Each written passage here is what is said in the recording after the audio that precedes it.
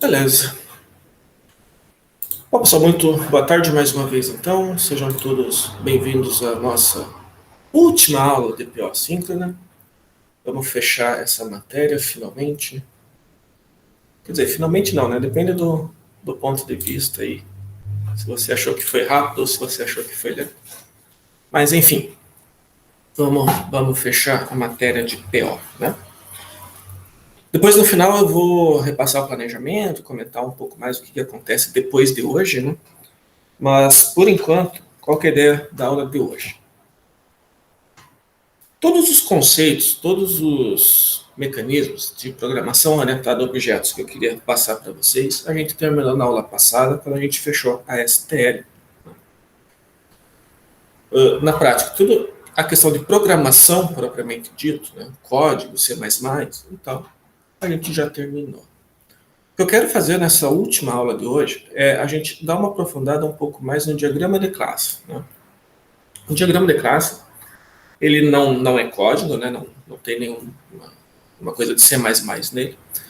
Ele é aquela assim, ferramenta, né, um pouco mais decente, no sentido de bem definida, né, sobre documentação de sistemas que são desenvolvidos orientados a objeto. Tem o ML, que é toda uma linguagem de definição, de modelagem de várias situações. Vocês vão ver tudo isso lá em Engenharia do Software, com o Eldor, acho que no semestre que vem. Mas aqui nesse semestre, né, a gente só estuda o diagrama de classe. A gente já viu alguns conceitos do diagrama de classe, eu quero repassar alguns desses conceitos com vocês. E também aprofundar um pouquinho mais, né, comentar algumas coisas que eu não tinha comentado durante o semestre com vocês a respeito do diagrama de classe. Ainda assim vai ser só uma introdução mesmo, né, o aprofundamento de verdade do diagrama que vocês vão fazer. E assim como os outros diagramas do ML, eu passo a bola para o Elder semestre que vem. Vamos dar uma pequena aprofundada, mas só uma pequena aprofundada mesmo, beleza?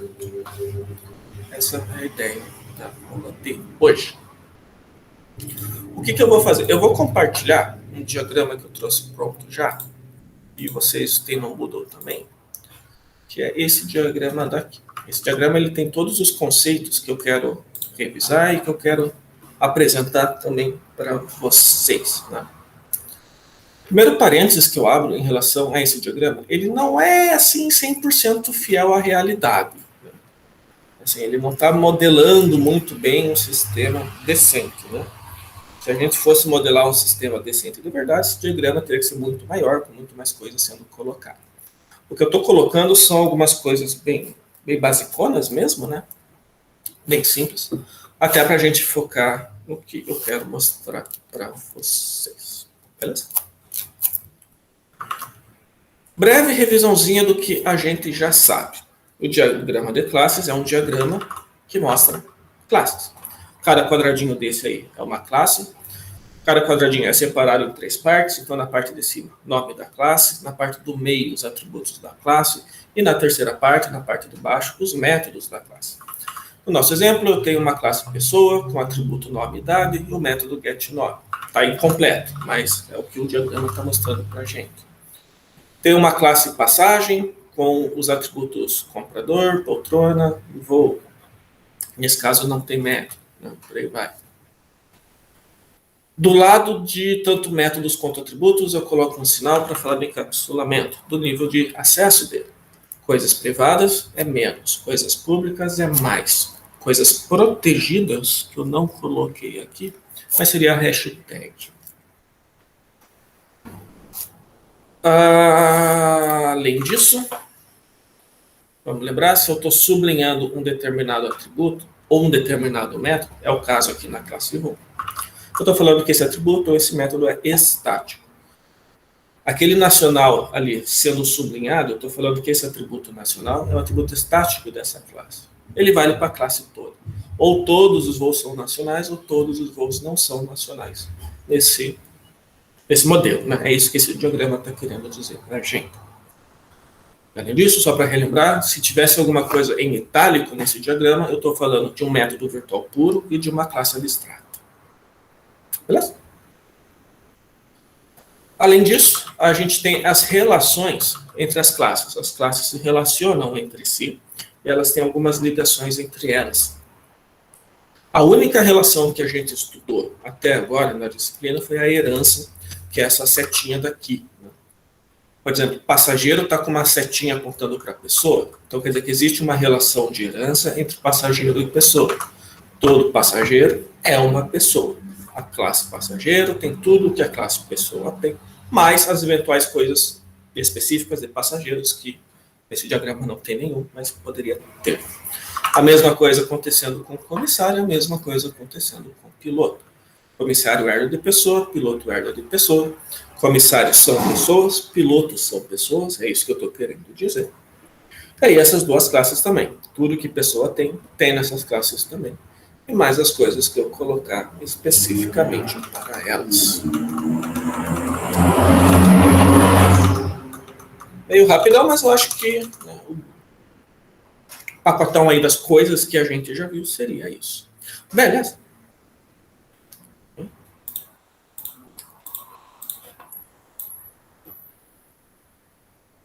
Uhum. Beleza.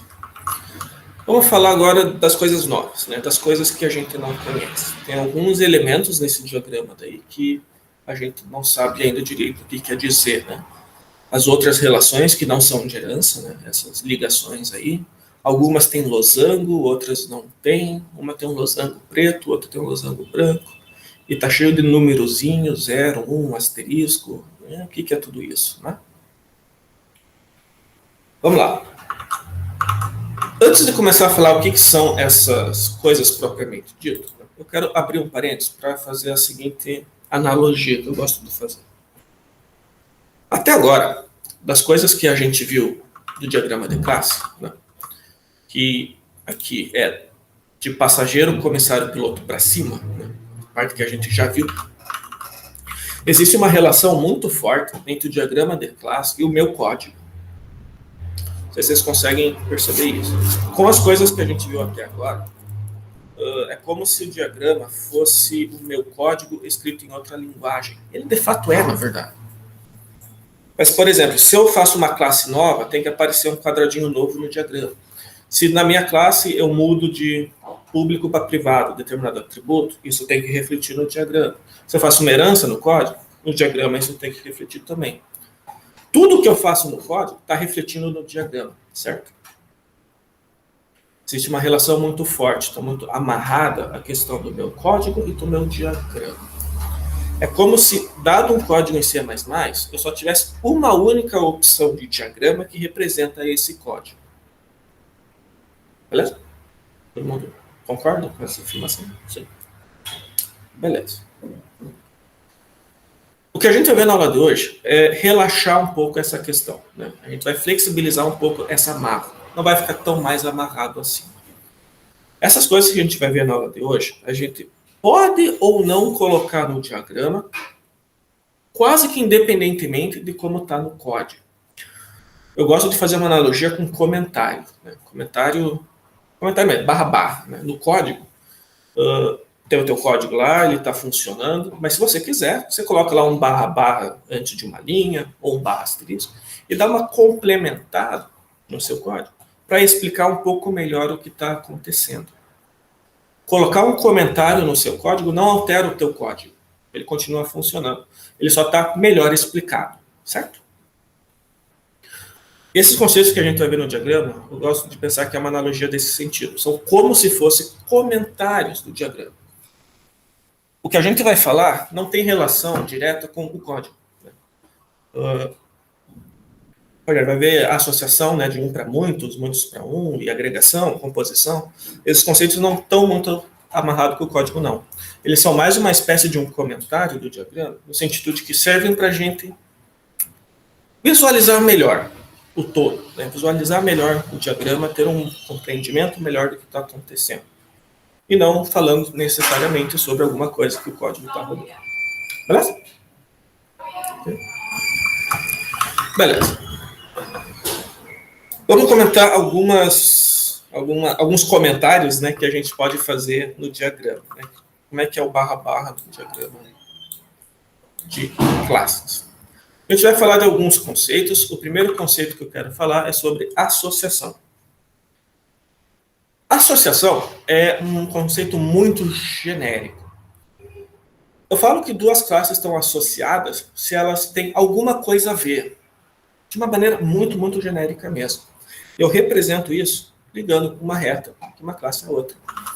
Por exemplo, o fato de existir uma reta aqui ligando passageiro com bagagem, né? A gente vai falar do número depois, mas o fato da reta existir, eu estou querendo dizer assim, existe uma associação entre a classe passageiro e a classe bagagem. Ou seja, passageiro e bagagem tem alguma coisa a ver um com o outro. Não sei o que, mas alguma coisa tem a ver ali. Beleza? Bem genérico mesmo. Mesma coisa, comissário e voo. Alguma coisa comissário tem a ver com voo. Alguma coisa passagem tem a ver com voo. Alguma coisa piloto tem a ver com voo. Alguma coisa avião tem a ver com voo. Trem de pouso tem alguma coisa a ver com avião. Companhia aérea tem alguma coisa a ver com avião. E voo tem alguma coisa a ver com companhia aérea. Passageiro tem alguma coisa a ver com pessoa. Comissário tem alguma coisa a ver com pessoa. E piloto tem alguma coisa a ver com pessoa também. A herança, na verdade, é um tipo particular de associação. Existe a associação genérica, que é ligar as duas classes para querer dizer que alguma coisa tem a ver uma com a outra. A herança é um tipo específico dela. Beleza. Tudo bem? Beleza. Oi, desculpa? Não ouvi. Não, eu falei, beleza. Ah, beleza. Legal. Então, é um conceito bem genérico mesmo, essa noção de associação. Parece meio inútil, né? Porque ele é um conceito genérico demais. A herança é bastante útil, né? Esse tipo particular de associação. Mas a associação genérica é muito genérica, né? O que é legal de fazer na associação? Colocar esses números daqui. E aí vamos comentar o seguinte. Quando você faz uma associação no diagrama de classes, você pode ou não especificar uma cardinalidade ou uma multiplicidade dessa associação. Você pode não colocar número, e aí eu não falo sobre isso, mas se você colocar, a gente está falando de cardinalidade. Existem 3 tipos de relação. A gente chama de relação 1 para 1, relação de 1 para muitos, relação de muitos para muitos.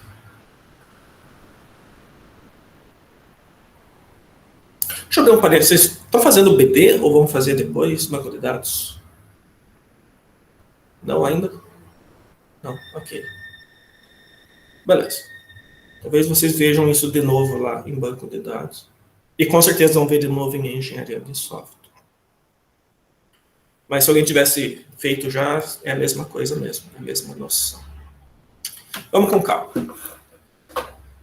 O que esse número 1 e esse asterisco está querendo dizer na associação entre passageiro e bagagem? Né? Primeiro, a associação em si está falando que tem a ver, né? Passageiro tem a ver com bagagem. Esse número 1 aqui está querendo dizer que cada objeto da classe bagagem está associado a exatamente um objeto da classe passageiro. Ou seja, eu vou me perguntar assim, uma bagagem tem a ver com quantos passageiros? Esse número 1 está falando aqui, um só. E faz sentido. Uma mala só tem um dono. Beleza? Ok. Agora, esse asterisco aqui, a pergunta é ao contrário. Um passageiro tem a ver com quantas bagagens, né? Com quantas malas? Esse asterisco quer dizer muitas. E muitas quer dizer 0 ou mais. Várias. Né? Um passageiro, ele pode ter várias bagagens. Mas uma bagagem tem como dono apenas um passageiro. Tudo bem. Isso é o que a gente chama de uma relação de um para muitos. Um objeto de uma classe tem a ver com muitos da outra, só que um objeto da outra tem a ver com apenas um da primeira. Uma relação de um para muitos é o que está acontecendo entre passageiro e bagagem e é representado no diagrama de classes dessa maneira daqui. Beleza? É só abrindo um parênteses, né? Se você está no ASTA, por exemplo, ele tem uma opção lá. Quando você faz uma associação, ele deixa você escolher, né? Se você quer colocar os números os números na associação. É bem fácil de fazer isso aqui. Beleza. Vamos olhar para as outras associações que existem, né? Vamos olhar, por exemplo, a associação de voo para avião. Se a gente for ver a associação de voo para avião, de um lado tem um asterisco e do outro lado tem um 1. Então, eu estou de novo com uma associação de 1 para muitos. O que eu estou querendo dizer? Que um voo tem a ver com apenas um avião. Faz sentido, né? Um voo, a gente só usa um avião para fazer esse voo. Agora, o contrário, está falando que um avião faz muitos voos. Então, é o mesmo caso do passageiro e bagagem. Um avião faz muitos voos. Um voo é feito por apenas um avião. Relação de 1 para muitos. Beleza? Okay. Beleza. Vamos pegar agora como exemplo essa relação de piloto e voo. Tem o número 1 desses dois lados, né? Tanto desse quanto desse. Nesse caso, a gente não está numa relação de 1 para muitos.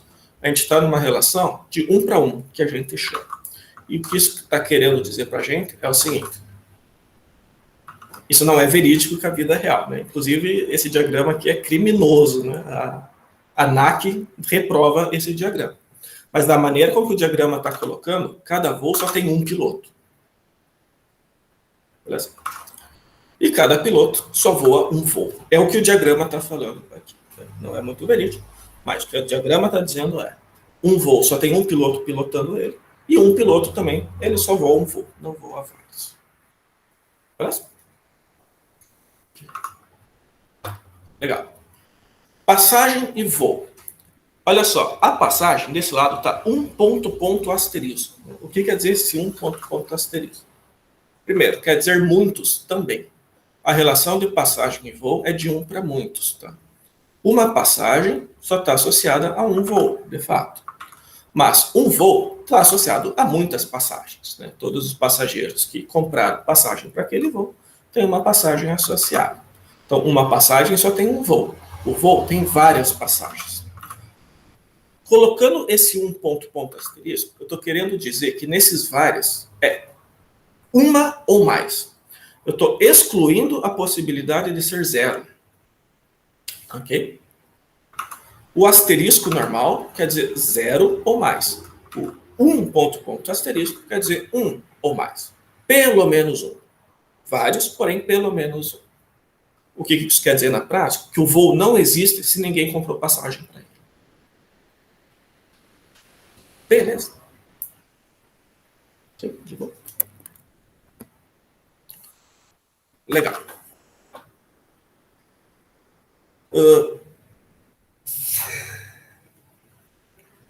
O zero ponto asterisco, ele é um sinônimo de asterisco, é a mesma coisa, e aqui tanto faz mesmo o que você escreve.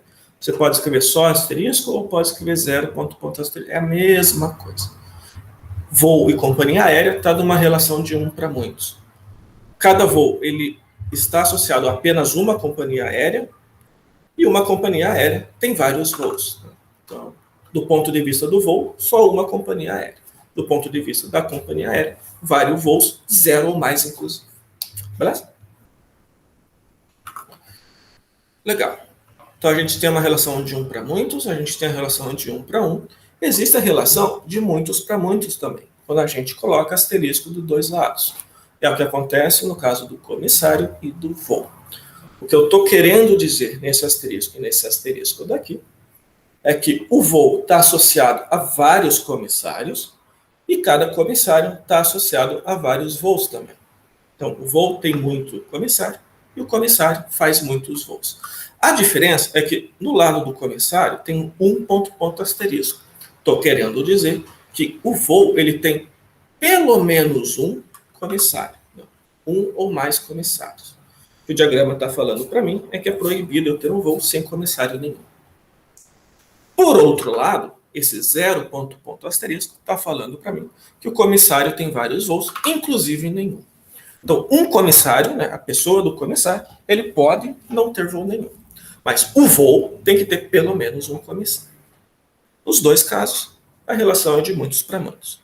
O voo pode ter muitos comissários e o comissário pode fazer muitos voos. Beleza. Ô, professor, ali no pilotos também não seria, por exemplo, o piloto pode fazer nenhum voo ou ele pode fazer vários voos? Também? Poderia. Sim. Assim, eu estou forçando a barra com esse diagrama, né? Porque ele é bem não verídico em algumas coisas. Né? A maneira com que o diagrama está trazendo, ele está falando que o piloto só tem um voo, e exatamente um voo, e o voo tem exatamente um piloto. Mas eu só trouxe para mostrar uma relação de 1 para 1. A gente pode mudar para outros tipos de relação. Né? Eu posso, por exemplo, inclusive, no diagrama não tem, mas eu posso colocar 0.1 para querer dizer que é 0 ou 1, mas não 2 ou mais. Né? Poderia colocar... Enfim, não coloquei. Colocar no chat. Né? Então, isso aqui é uma relação de 1 para 1 ainda, porém querendo dizer no máximo 1, que é diferente de eu colocar o número 1, que quer dizer exatamente 1. Beleza? Não sei se é mais ou menos nesse sentido. Tranquilo? Sim. Beleza. A bagagem também não poderia ser 0 ponto asterisco? Qual a diferença entre 0 ponto asterisco e asterisco? Absolutamente nenhuma. 0 ponto asterisco e asterisco é a mesma coisa. O diagrama de classe é sinônimo. Beleza? E aí você escolhe qual das duas, né? Geralmente você vai querer escrever o 0, se você quer deixar muito explícito, né? Se você quer deixar na cara de quem está lendo o diagrama, porque pode ser nenhuma. Mas se você está só usando o asterisco, isso também já fica subentendido. Então, tanto faz. Professor, o ponto eu posso ler como ou... Por exemplo, comissário. Se fosse um exemplo, 1 ou 5 comissários, eu escreveria 1.5? De 1 a 5. Eu preferiria ler o ponto como um até, e não como um ou. Né? O 1.5 quer representar qualquer coisa entre 1 e 5, né? De 1 até 5, e não 1 ou 5. Né? Eu poderia ter 2, 3 ou 4 nesse caso. Legal. É um intervalo matemático em que o asterisco representa infinito. Basicamente, é isso. O que mais? Tudo certo por enquanto? Sim. Deixa eu ver aqui se eu falei tudo que eu queria falar por enquanto.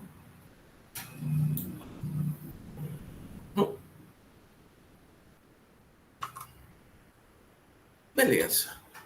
Então a gente sabe que é uma associação, é uma relação extremamente genérica, não, né? Tem a ver. A herança é um tipo específico de associação, e aí tem esses 3 tipos, né?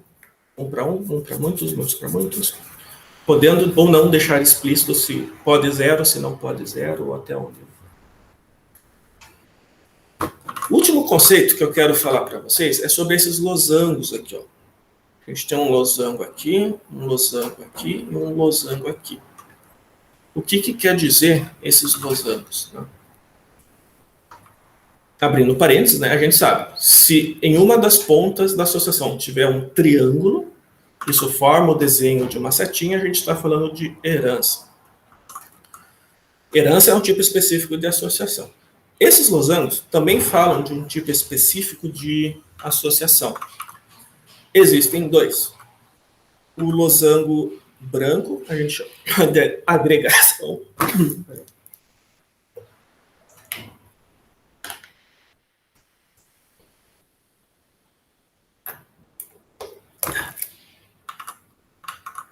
O losango branco a gente chama de agregação.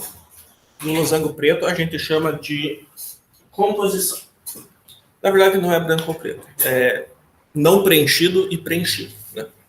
Ele só é branco porque o fundo da imagem é branco nesse caso. Mas é preenchido, não preenchido. As duas coisas querem quase dizer a mesma coisa. Né?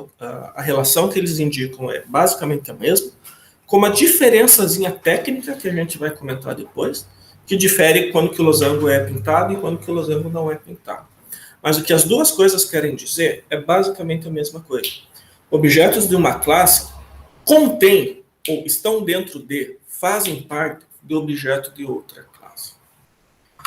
Por exemplo, eu colocando esse losango aqui, eu estou criando uma relação de agregação entre passageiro e passagem. O que eu estou querendo dizer? Que passagem contém passageiro. Ou que passageiro faz parte da passagem. Beleza? Quando eu coloco esse losango aqui entre trem de pouso e avião, faço essa composição, o que eu estou querendo dizer? Trem de pouso faz parte do avião. O avião contém trem de pouso. Ou, quando eu coloco esse losango entre companhia e avião, eu estou querendo dizer que o avião faz parte da companhia aérea. Ou a companhia aérea contém aviões. Tudo bem. Eu gosto de pensar por verbos, né? A herança tem muito a ver com o verbo ser. Quando eu faço uma herança, eu estou querendo dizer que passageiro é pessoa, comissário é pessoa, piloto é pessoa. O verbo ser, ele está muito forte na questão da herança. Na questão da associação e da agregação e da composição, né? O verbo é conter, é fazer parte, né? Estar dentro. Passageiro faz parte da passagem. Trem de pouso faz parte do avião. O avião faz parte da companhia aérea. Beleza? Okay. Legal. Qual que é a diferença, então, né, uma diferença bem técnica, entre a composição e a agregação? É uma diferença bem... Eu não diria que bem sutil, mas também não é tão direto assim.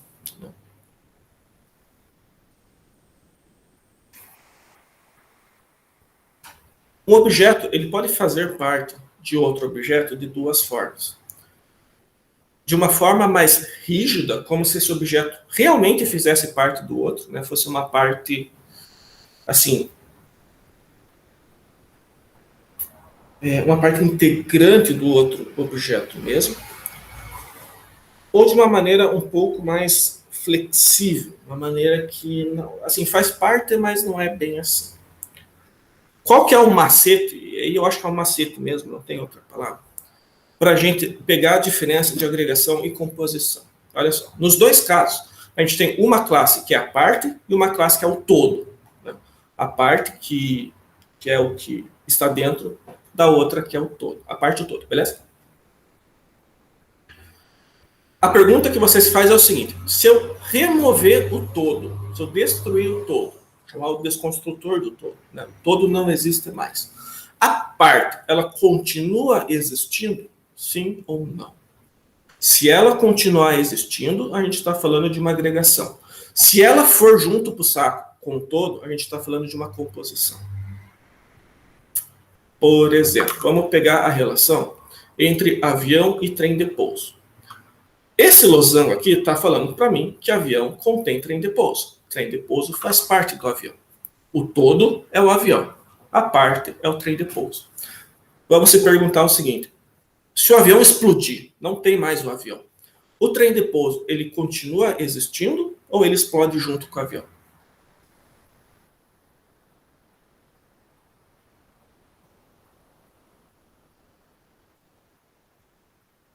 Ele explode junto. Ele explode junto, certo? Porque o trem de pouso, ele faz parte do avião, só que assim, ele realmente faz parte, é um componente do avião, certo? O avião, inclusive, não existe sem um trem de pouso ali dentro, beleza? Então, nesse caso, a gente está falando de uma composição, losango pintado, tudo bem? Agora vamos pensar nessa outra relação, de avião e companhia aérea. Esse losango está falando que a companhia aérea contém aviões, no plural, né? Contém aviões. E que avião faz parte da companhia aérea.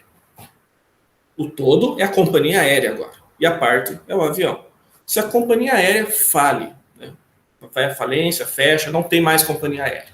O avião, ele some junto ou ele continua existindo?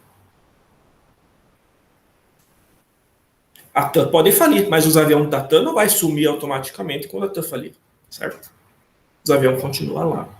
Então, embora o avião ele faça parte da companhia aérea, não é como se o avião fosse parte integrante da companhia aérea, não é um componente da companhia aérea.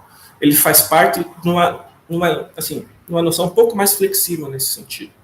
A companhia aérea ela pode existir sem um avião. Perdão, ao contrário. O avião pode existir sem a companhia aérea.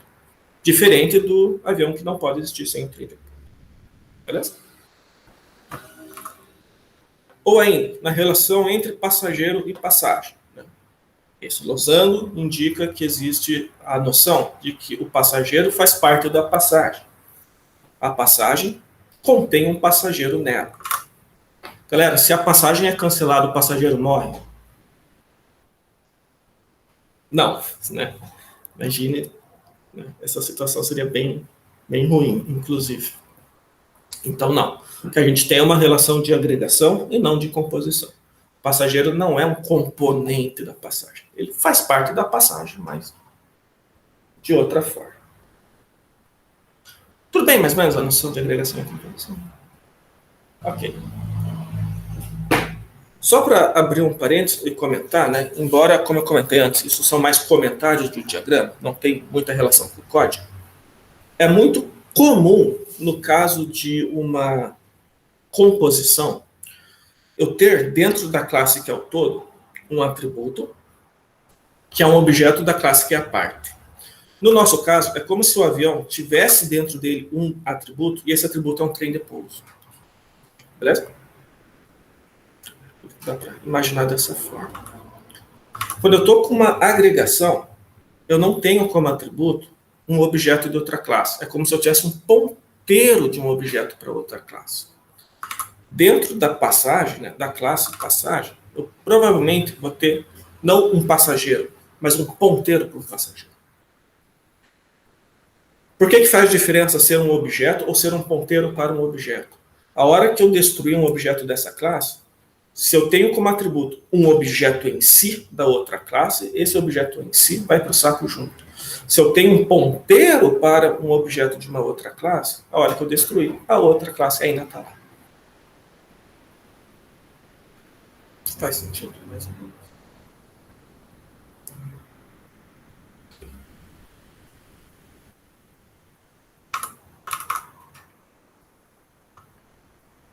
Beleza. Então, a gente deu uma breve revisada do que a gente já sabia do diagrama de classe.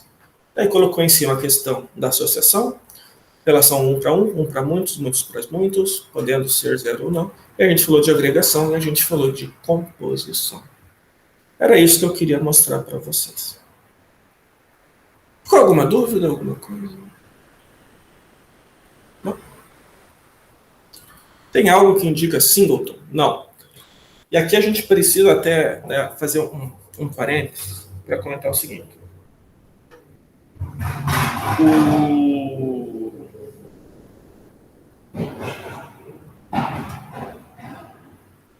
O singleton, ele não é um...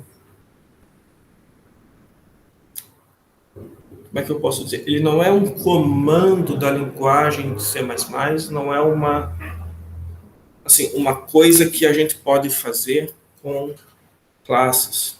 Ele é o que a gente chama de padrão de projeto, né? Design pattern. Ele é mais uma metodologia de como é que a gente consegue fazer um objeto ser único, né, dentro de uma classe, do que, de fato, um comando. Por isso que não vai para o diagrama. Deixa eu ver se eu acho alguma coisa.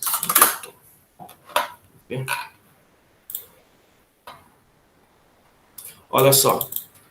A Wikipedia, ela dá ele dá esse desenho aqui do que seria um singleton. E nota que ele não está colocando nada de diferente, né? Ele está falando aquela ideia. Faz um atributo estático privado para ser o ponteiro para a instância, faz o getter ser público, né? E privatiza o construtor. Nesse caso, ele só está privatizando o construtor, ele não está privatizando o resto. Deveria. Mas o meu ponto é, não existe uma coisa específica do diagrama OML para indicar que é singleton. A ideia é a gente dizer que existem, né, esses atributos estáticos, esse método estático, e está tudo privatizado. Aí a gente que está lendo o diagrama conseguiria tipo, bater o olho e pensar, isso tem cara de símbolo. Beleza?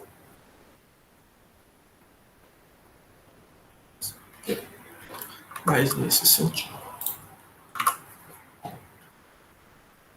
Beleza. O que mais?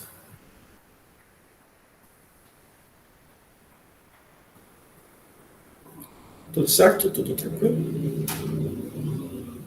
Sim? Beleza.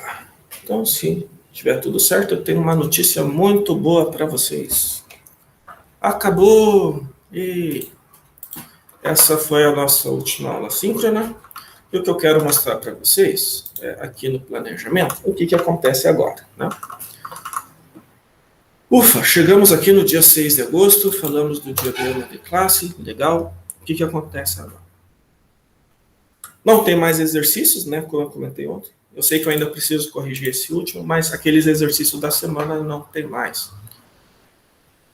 Tanto o resto dessa semana, quanto também toda a semana que vem, eu quero que vocês terminem, ou pelo menos avancem bastante a questão do trabalho. Então, semana que vem não tem aula síncrona, não tem aula. Né? O que eu quero é que vocês usem o tempo da aula para vocês estarem terminando o trabalho da disciplina daí. Aí, na outra semana, na semana aqui do dia 19, vai ser a prova. Então, deixa eu abrir um parênteses para comentar como é que vai ser essa prova. Para quem fez ED e para quem fez pesquisa comigo no semestre passado, o esquema é o mesmo. Mas, para quem não fez, qual é a ideia da prova? Primeiro, é uma prova assíncrona, né? Não vou abrir o reloginho do Moodle lá para vocês ficarem nervosos vendo o tempo passando ali, respondendo as perguntas. Não é assim. O que vai acontecer é, eu vou lançar a prova na segunda-feira, isso é antes do dia 19, inclusive, né? Isso é dia 16, é quando sai a prova. E vou pedir para vocês entregarem ela na sexta-feira, né? Para ficar em aberto aí a semana toda. O que não quer dizer que você deve levar a semana toda para fazer a prova. A carga horária da prova é de 2 aulas. Isso dá 3 horas e pouco. É quase 4 horas. Aí é o tempo que eu espero que você leve para fazer a prova. Claro que isso varia de aluno para aluno, né? Às vezes algum aluno leva um pouco mais, algum aluno leva um pouco menos. Mas a minha ideia é que leve mais ou menos por aí. A ideia de deixar a prova aberta a semana inteira é para que você possa escolher qual é o melhor momento da semana, de acordo com a sua programação, com o seu horário e como é que está a sua vida na pandemia, né? Para estar fazendo a prova. Não é para levar a semana toda, ok? De qualquer forma, recomendo não deixar para sexta-feira. Né? Já dá uma olhada na segunda-feira. Não, assim, na prática, eu separaria tipo uma tarde, assim, ou uma manhã, enfim, um turno, né? Uma madrugada, se vocês usam a madrugada, não sei. Mas, assim, separar um turno para tá fazendo a prova. O conteúdo da prova é a matéria toda. Isso não é muita coisa, felizmente. Aqui em PO, né? A gente tem bem pouca matéria e bem bastante programar coisa prática, né? Vocês que estão fazendo o trabalho que o digam, né? Trabalho bem grandinho. De qualquer forma, cai a matéria toda, então desde ali do começo, ali dos primeiros pilares e tal, até a aula de hoje, inclusive, né? O que eu posso cobrar na prova? Tanto questão teórica, para você escrever um texto, para você explicar como é que funciona determinada coisa e tal. Desenhar diagrama de classe também é uma coisa que pode cair, ou saber ler um diagrama de classe é uma coisa que também pode cair. Mas também questão de implementação, né? De fazer programinha em C++ para resolver determinado problema. Tanto o programa em C++ puro mesmo, quanto o programa do Qt. Eu posso pedir na prova, em uma questão, um projetinho do Qt. Claro, não vai ser do mesmo tamanho do trabalho. O trabalho é enorme. Se cair na prova coisinha do Qt, vai ser coisinha simples, básica, direto, que dá para fazer, né, ali em meia hora, 1 hora, alguma coisa nesse sentido. Mas fica esse aviso, pode cair tanto coisa teórica, quanto para fazer programinha em C++ normal, quanto fazer projetinho pequeno no Qt. Beleza? A prova vai ser individual e, por favor, prestem muita atenção quando eu falo que a prova é individual, ok? Se eu pegar 2 provas iguais, eu vou zerar as 2. Então, se atentem ao fato de que ela é individual, ok? O que não quer dizer que vocês não podem consultar. A internet, inclusive, vai ficar... Né, não consigo desligar a internet, né, durante a semana. Então, vocês vão poder consultar, vocês vão poder até conversar entre vocês. Eu até acredito que vocês vão fazer isso. Mas, por favor, não pega o código do amiguinho, coloca na tua prova, muda nome de variável. Vocês entendem, né? Acho que agora no 4º período já. Vocês já entendem a diferença de conversar com o amiguinho sobre a prova e copiar a prova do amiguinho. Beleza? Se eu pegar a cópia, vai ser... Eu vou zerar. Okay? Mas vocês podem consultar, vocês podem conversar. Antes de continuar sobre a prova em particular, que é importante, tem alguma dúvida? Não. Beleza. Aí vocês vão fazer a prova. Ah, sim, só para comentar, né? Durante a prova eu não tenho PAludo, né? Então, se você tentar tirar alguma dúvida e tal da matéria comigo, tem que fazer isso antes da prova ou depois da prova. Durante a prova eu não vou responder. Beleza? Aí depois disso vai ter mais uma semaninha para vocês fecharem deveres do trabalho. Vocês vão me entregar esse trabalho na sexta-feira, dia 27. Né? Me entrega esse trabalho lá. Aí eu vou corrigir a prova, o trabalho, os exercícios e tudo mais. A sua média é essa daqui, né? 50% do trabalho, 30% da prova, 20% dos exercícios. Se você tiver média 6 ou mais, parabéns, você passou. Caso contrário, você pode fazer a REC. A REC não é uma prova, né, mais uma prova com toda a matéria na última semana. Não. A REC vai funcionar assim. Quando eu corrigir o trabalho, eu vou dar para vocês um feedback, comentando como é que foi a sua nota e o que você errou ou o que poderia ser feito de melhor. Não feedback, dá correção, né, para vocês. Aí, na última semana, né, na semana aqui do dia 2 e do dia 3 de setembro, eu vou reabrir o trabalho para submissão no Moodle, e aí você vai poder corrigir o seu trabalho, arrumar as coisas que eu percebi que podiam ser arrumadas ali na correção. Você me manda o trabalho de novo, e eu corrijo de novo, e aí eu te dou uma nota final. A REC é basicamente uma segunda chance do trabalho. Tudo bem?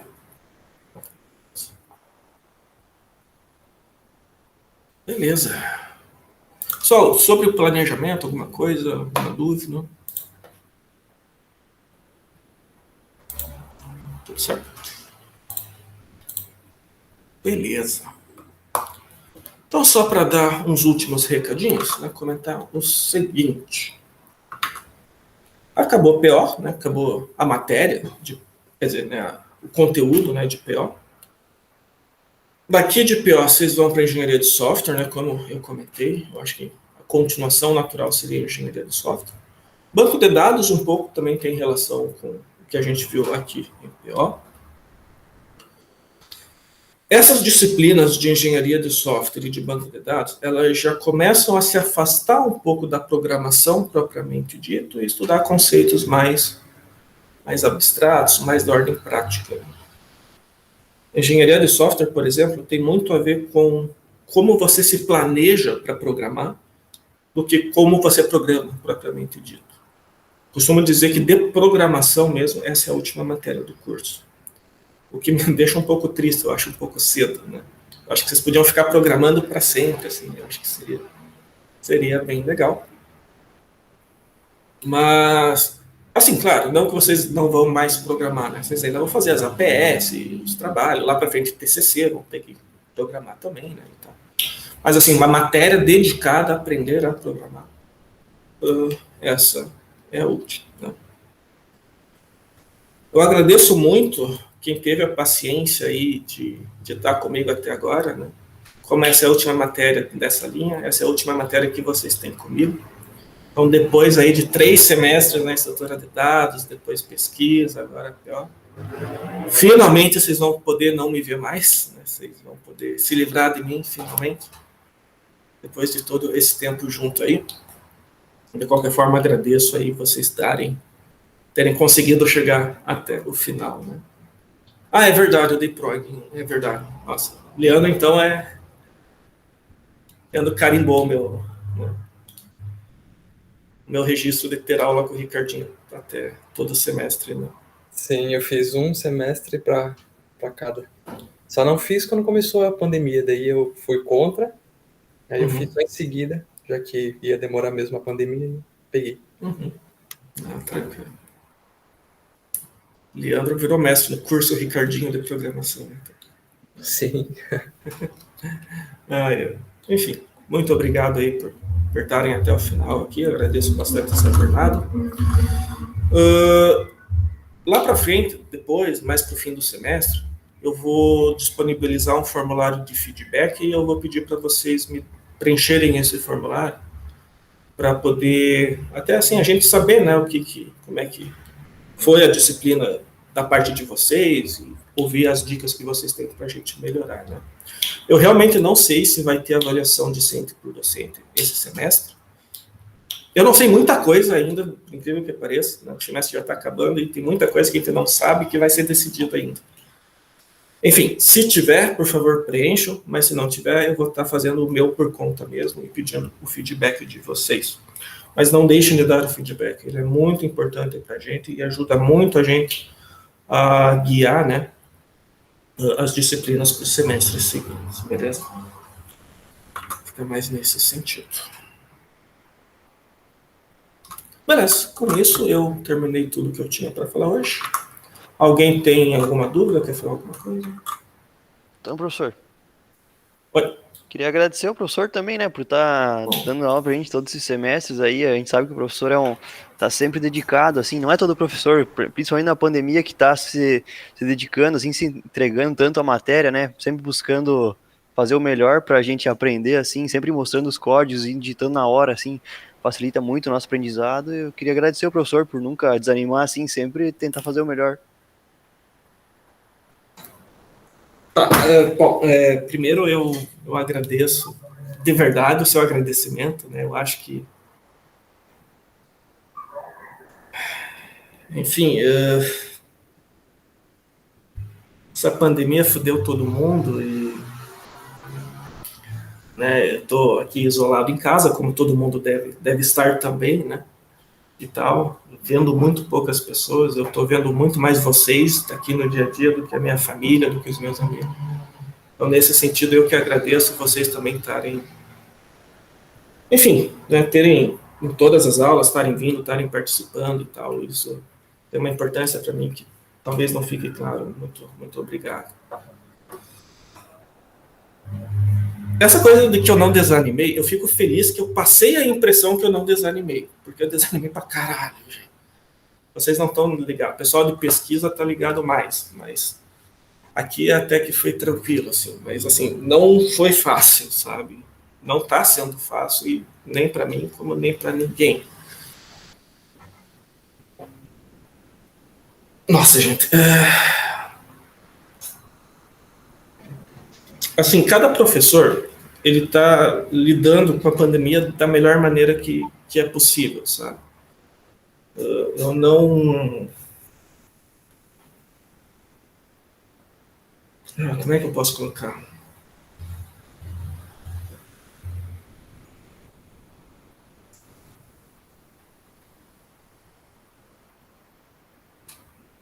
Assim, tá foda pra todo mundo. Pra todo mundo, né, professor?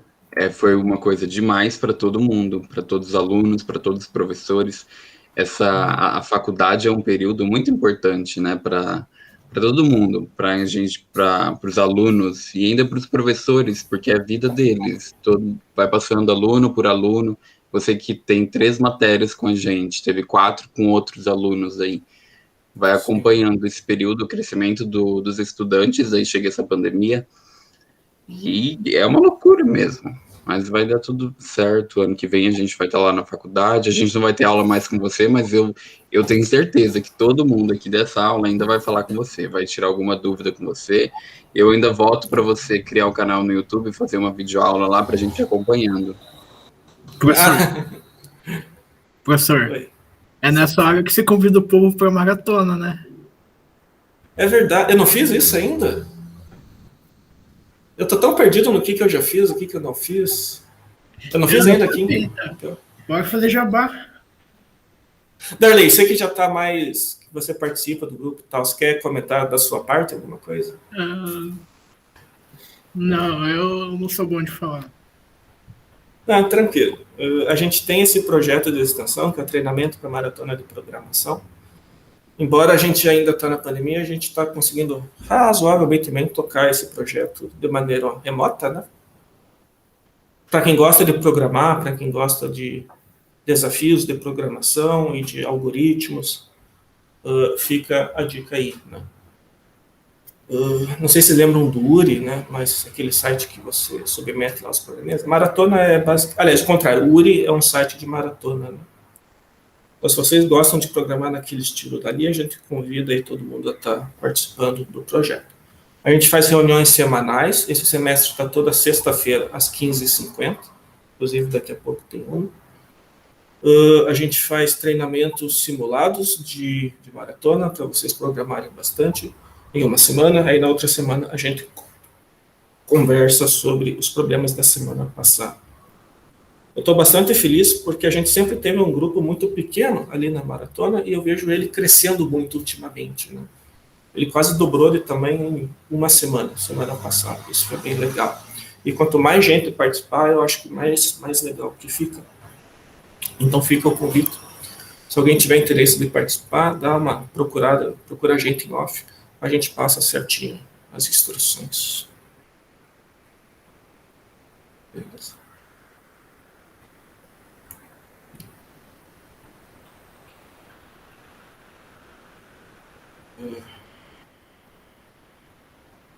Beleza. Bom, é isso. Agradeço mais uma vez. Agradeço muito o carinho de vocês, de verdade. Vocês moram no meu coração. De verdade. E eu espero muito poder, né, ano que vem, ver vocês presencialmente, dar um abraço. Eu falo para todo mundo que quando voltar presencial, eu vou dar um abraço em todo mundo. Assim, apareceu na minha frente, eu vou abraçar, independente de sei lá quem é. Mas eu vou mesmo, de verdade, dar um abraço bem forte. Pra gente compensar essa falta aí de... Enfim, proximidade humana, né, que a gente está tendo nesse período. Espero muito poder rever vocês em breve. Até lá, por favor, se cuidem. Fiquem em casa, se não puder ficar, usa máscara. Quando chegar a sua vez de se vacinar, se vacina, depois da segunda dose. Isso é muito importante para a gente conseguir voltar à normalidade o mais breve possível. Beleza? Beleza. Então, muito obrigado. Claro, enquanto vocês fazem o trabalho, né, e tal, vocês ainda podem tirar dúvida comigo. Então, continuo à disposição no canal de texto ali do Discord, por mensagem privada ou por e-mail. Vocês podem ainda me procurar no PAluno, só não durante a prova. Mas em outros momentos, ainda estou à disposição de vocês. Valeu por esse semestre, foi uma honra ter contigo, apesar de ser muito boa. Muito obrigado, fico feliz que mesmo nessa situação, pelo menos alguma coisa deu mais ou menos certo. Mas de qualquer forma, né, eu vou pedir certinho o feedback de vocês no formulário depois. E aí vocês podem ficar bem à vontade para comentar. Beleza? Muito obrigado. Até breve. Valeu, professor. Até mais. professor. Valeu, professor Valeu, Sinai. professor. Até mais. Valeu. Professor. Professor, tá aí?